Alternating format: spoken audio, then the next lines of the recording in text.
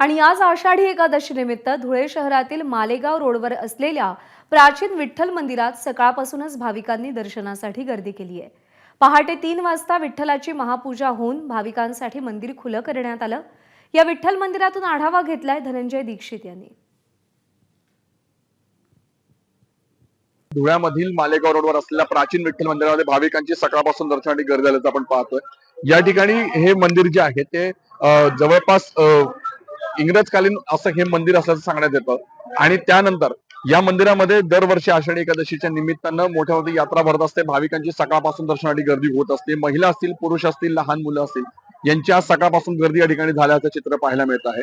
आणि सकाळपासून आज शहरामध्ये पावसाने हजेरी देखील लावायला सुरुवात केली। याच्यामुळे भाविकांचा उत्साह जो आहे तो आता काही प्रमाणात देखील वाढल्याचं चित्र पाहायला मिळत आहे। मंदिर परिसरामध्ये यात्रा भरत असते आणि त्यासोबतच कुठलाही अनुचित प्रकार या ठिकाणी घडू नये यासाठी पोलीस बंदोबस्त देखील तैनात करण्यात आलेला असतो। दिवसभर आज या ठिकाणी भाविकांची गर्दी होत राहील आणि सायंकाळी ही गर्दी जी आहे ती अधिक वाढेल। त्या दृष्टीने मंदिर प्रशासनाकडून जी तयारी आहे ती पूर्ण करण्यात आली आहे। भाविकांना दर्शन व्यवस्थित घेता यावं यासाठी बॅरिकेडिंग देखील करण्यात आली आहे।